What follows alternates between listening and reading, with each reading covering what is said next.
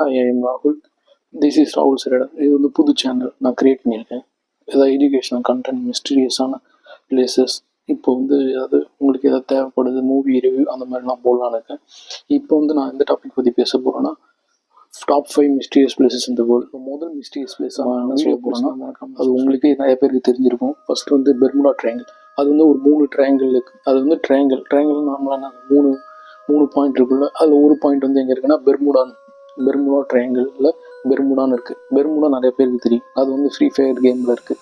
அப்புறம் இன்னொன்று பார்த்தோன்னா பியூட்டரிக்கான்னு ஒரு இடம் அங்கே இருக்குது. அப்புறம் இன்னொரு பாயிண்ட் வந்து என்னென்னா, இது மியாமி பீச் உங்களுக்கு நிறைய பேருக்கு தெரியும். பெர்முடா ட்ரையாங்கிளில் என்ன அப்படி எல்லோரும் சொல்கிறாங்கன்னா, அது வந்து ஒரு ப்ரெஷர் வந்து அங்கே அதிகமாக இருக்குது. அதனால் இப்போ கப்பல் இல்லை ஃப்ளைட் அந்த மாதிரிலாம் போனோம்னா அது வந்து கிராஷ் ஆகுது, அந்த மாதிரி வந்து எல்லாருமே சொல்கிறாங்க. ஆனால் சயின்டிஸ்ட் வந்து என்ன சொல்கிறாங்கன்னா, அப்படிலாம் கிடையாது. அந்த ப்ரெஷரு கட்டுக்கதை அமானுஷம் அந்த மாதிரிலாம் கிடையாது. அங்கே வந்து எல்லாருமே வந்து அது ஒரு இது மாதிரி நினச்சிக்கிறாங்க. அங்கே வந்து மேக்னிடியூட்லாம் வந்து தப்பாக காட்டுறாங்க. அதிகமாக மேக்னெட்டிக் ஃபீல்டு இருக்கிறதுனால அந்த மாதிரி காட்டுன்னு சொல்கிறாங்க. அதனால வந்து பைலட்ஸ்லாம் வந்து எதனால் அந்த மாதிரி ஆகுதுன்னா, அதனால வந்து எரர் ஆகலாம், இன்ஜின் அந்த மாதிரினால செத்து போகலாம், இல்லை மிஸ்கேல்குலேஷனால் சாகலாம் அந்த மாதிரி சொன்னாங்க. இப்போ வந்து முன்னாடி காலத்தில் அந்த ஷிப்ஸ் அதெல்லாம் என்ன ஆயிடுச்சுன்னா, அதுக்கு வந்து வழி தெரியாமல் அந்த நார்த்து சவுத்துன்னு இருக்கும்ல, அது வந்து சுற்றிக்கிட்டே இருக்கனால அவங்களுக்கு வந்து வழி தெரியாமல் நிறைய பேர் அங்கேயே ரொம்ப நாள் வந்து அதனால தான் செத்துருக்காங்கன்னு சொல்கிறாங்க. ஆனால் இப்போ வரைக்கும் மக்கள் வந்து என்ன நம்புகிறாங்கன்னா, அப்படிலாம் கிடையாது, ஏதோ ஒரு அமானுஷம் அந்த மாதிரி இருக்குன்னு தான் சொல்கிறாங்க. ஆனால் இப்போ வரைக்கும் அதுக்கு என்ன இதுன்னு யாருமே சொல்ல தெரியல. ஆனால் அது ரொம்ப அது மிஸ்டீரியஸான பிளேஸாக இருக்குது. அதனால தான் அதை நான் டாப் 1 வச்சுருக்கேன். அடுத்தது நான் செகண்டாக சொல்ல போகிறது பார்த்தோன்னா ஏரியா 51. இது எங்கே இருக்குன்னா, நெவாடா யூஎஸ்ஏல இருக்குது. நெவாடா யூஎஸ்ஏ உங்களுக்கு ஏரியா 51 பற்றி தெரியும்னு நினைக்கிறேன். அங்கே தான் எல்லாருமே சொல்லுவாங்க ஏலியன்ஸ் இன்வேஷன் நடக்குது, இப்போ வந்து ஏலியன்ஸ்லாம் வந்து சீக்கிரட்டாக அங்கே ரிசர்ச் பண்ணுறாங்க அந்த மாதிரி சொல்கிறாங்க. ஆனால் இது யூஎஸ்ஏ என்ன சொல்கிறாங்கன்னா, அப்படிலாம் கிடையாது, அதெல்லாம் ஏலியன்ஸ் அந்த மாதிரிலாம் எங்களுக்கு தகவல்லாம் கிடையாது. நாங்கள் வந்து ஃப்ளைட்டு டெஸ்டிங்கு, இப்போ அந்த ரொம்ப எலைட்டாக இருப்பாங்களே அந்த ஆர்மியில், அவங்கள வச்சு ஃப்ளைட் வந்து டெஸ்டிங் அந்த மாதிரி பண்ணுறதா தான் சொல்கிறாங்க. ஆனால் இப்போ வரைக்கும் என்ன நம்புகிறாங்கன்னா, மக்கள் வந்து அப்படிலாம் கிடையாது, இதில் ஏதோ அமானுஷம் இருக்குது, ஏலியன்ஸை மறைக்குது அந்த மாதிரி சொல்கிறாங்க. இப்போ வந்து ஒரு இங்கிலீஷ் யூடியூபரான ஜோ ரோகன் வந்து டொனால்ட் ட்ரம்ப்பை ரிவ்யூ பண்ணும்போது அவர் வந்து கேட்டார், ஏரியா 51 பற்றி கேட்கும்போது அவர் வந்து தகவல்லாம் கண்டுபிடிச்சாரு அந்த மாதிரிலாம் சொல்கிறாரு. ஆனால் அவர் மழுப்புறாரு, ஏதோ வந்து ஒரு விஷயம் ஏதோ இருக்குது, டாப் சீக்ரெட்டாக இருக்குது, ஆனால் அவர் தெரிஞ்சுதா இல்லையான்னு தெரியல, ஆனால் அவர் சொல்ல மறுக்கிறார். ஆனால் அவர் வந்து சயின்டிஸ்ட்டு அங்கெல்லாம் இருக்காங்க அந்த மாதிரி இது வந்து கன்ஃபார்ம் பண்ணுறாங்க. அதுக்கப்புறம் இதுக்கு வந்து நீங்கள் ரொம்ப கிட்டக்கே போக முடியாது, ரொம்ப செக்யூர்டான இடம். பெரிய யூடியூபர்ஸ்லாம் வந்து கிட்ட நெருங்கியிருக்காங்க. ஆனால் அவங்கள வந்து பிடிச்சிருக்காங்க. இது வந்து டோபிகோவில் டிகாபோ பீக்குன்னு இருக்கும். அது டோபிகோ சாக்லேட் நினச்சிட்டேன், கோபிகோ. ஓகே.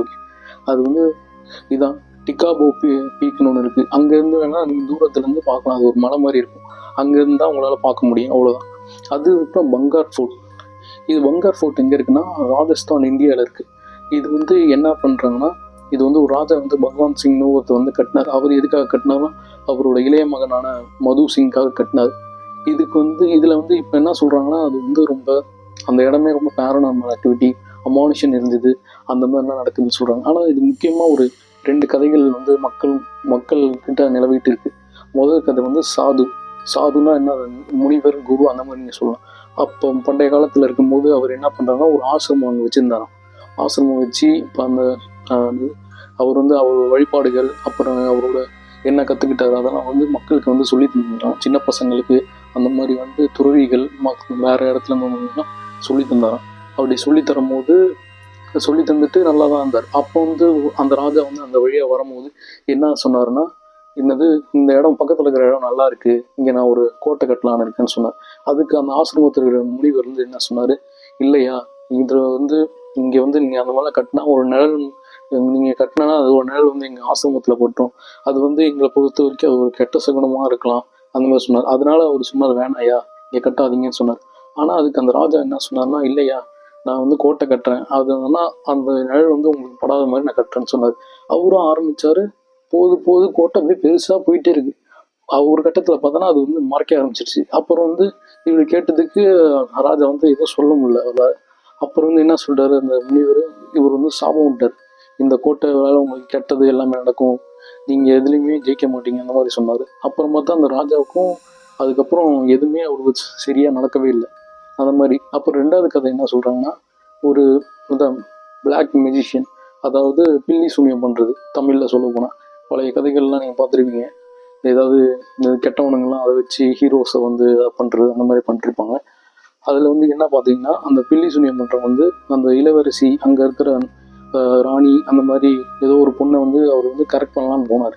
கரெக்ட் பண்ணலான்னு போய் ப்ரப்போஸ்லாம் பண்ணிட்டார். ப்ரப்போஸ் பண்ணும்போது என்ன ஆயிடுச்சுன்னா, அவளுக்கு வந்து இவளை பிடிக்கல, இவன் வந்து ஒரு பிளாக் மேஜிஷியனாக இருக்கான், பில்லி சூனியம் பண்ணுறவனாக இருக்கான், இவன் நீ எனக்கு தேவையில்லைன்னு சொல்லிட்டா. அதனால இவன் என்ன பண்ணிட்டாருன்னா, நான் அவர் சாபத்துக்கு முன்னாடி சாபம் விட்டார், இந்த வந்து நீ நல்லா இருக்க மாட்டேன், இந்த கோட்டையும் நல்லா இருக்காது, இந்த கோட்டை வந்து அழிவுக்கு அதிகமாக காரணம் வரும் அந்த மாதிரி சொல்லிட்டார். அதுக்கப்புறம் பார்த்தா ஆனால் உண்மையாக பார்த்தீங்கன்னா இன்னுமே எந்த டெத்துமே நடக்கலை. ஆனால் பேரனார்மல் ஆக்டிவிட்டி அமானுஷன் இருந்தது நடக்குதுன்னு மட்டும் மக்கள்லாம் நம்பப்படுது.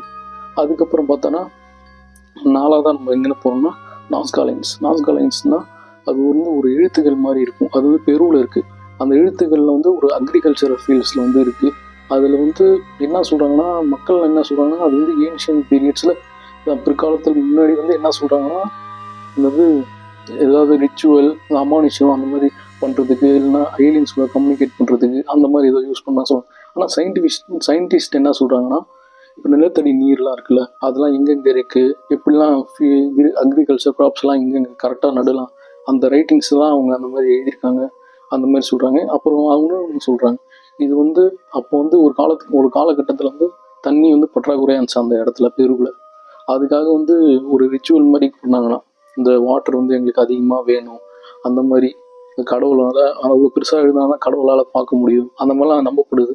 ஆனால் உண்மையாக எதுக்காக எழுதியிருக்காங்க, ஒருவேளை ஏலியன்ஸ் கூட எழுதியிருக்கலாம், ஆனால் எதுவும் கன்ஃபார்மாக பண்ணப்படல. அப்புறம் 5ஆவதாக பார்த்தோன்னா அயோகிங்காஹாரா ஃபாரஸ்ட். இது வந்து ஜப்பானில் இருக்குது. இது வந்து சி ஆஃப் ஃபாரஸ்ட் சொல்லுவாங்க. ஏன்னா தண்ணி மாதிரி இங்கே வந்து ஃபாரஸ்ட்னா என்ன சொல்லுவாங்க, ஒரு குரூப் ஆஃப் ட்ரீஸ் அந்த மாதிரி. இல்லை தப்பாக சொல்லிட்டேன், sea of forest sea of trees. அப்புறம் வந்து இது சூசைட் ஃபாரஸ்ட் சொல்லுவாங்க. ஏன்னா இங்கே வந்து நிறைய பேர் வந்து சூசைட் பண்ணுறதுக்கு வந்து இங்கே நிறைய பேர் வந்து பண்ணுறாங்க. அது ஏன் பண்ணுறாங்க, எதுக்கு பண்ணுறாங்க யாருக்கும் தெரியல. இங்கே பார்த்தோன்னா இந்த சூசைட் வந்து ரொம்ப நிறைய நடந்திருக்கு. 2002 மட்டும் பார்த்தோன்னா 78 பேர் வந்து செத்துருக்காங்க. அப்புறம் 2003 ரெக்கார்ட்ஸில் பார்த்தோன்னா 105 பாடிஸ் வந்து கண்டுபிடிக்கப்பட்டது. 2010 பார்த்தோன்னா அப்புறம் அதில் பார்த்தா 200 டெத் அட்டம்ப்ட்ஸ் பண்ணியிருக்காங்க. அதில் 54 பேர் இறந்துருக்காங்க. அப்புறம் போலீஸ் வந்து பார்த்தாங்க, என்ன இது ஏதோ நடக்குது, ஆனால் எதனால இவங்க சூசைட் பண்ணுறாங்கன்னு சொல்லிட்டு அவங்க ஒரு ஆய்வு பண்ணி பார்க்கும்போது தான் தெரிஞ்சுது, மெஜாரிட்டியாக வந்து சூசைட் பண்ணி தான் சாப்பிட்றாங்க, இது ஹேங்கிங் பண்ணி சாப்பிட்றாங்க. ஸோ அதுக்கப்புறம் பார்த்தா ட்ரக் அப்யூஸ், அதெல்லாம் ரொம்ப காடாக இருக்கனால ட்ரக் அப்யூஸ் அந்த மாதிரி நடக்குது. இது வந்து எங்கே இருக்குன்னா மவுண்ட் ஃபியூஜியில் இருக்குது. அதை நீங்கள் ஃபியூஜி வாட்டர் அதெல்லாம் கேள்விப்பட்டிருப்பீங்க. அதான் இது வந்து ஒரு ஐலாண்ட் இருக்குது, ஹான்ஷு ஐலாண்ட், ஜப்பானில் இருக்கிற ஒரு ஐலாண்ட். அவ்வளோதான். இது தேங்க்ஸ் ஃபார் வாட்சிங் த வீடியோ. ப்ளீஸ் சப்ஸ்கிரைப் பண்ணுங்கள். இந்த வீடியோ மறக்காமல் நீங்கள் பிடிச்சிருந்தானா பெல் ஐக்கானை தட்டி விடலாம். இப்போ இதுக்கு மேலே கண்டென்ட்ஸ் எதாவது உங்களுக்கு வேணும்னா நீங்கள் வந்து எனக்கு கமெண்ட்டில் போடலாம். அவ்வளோதான். தேங்க்யூ.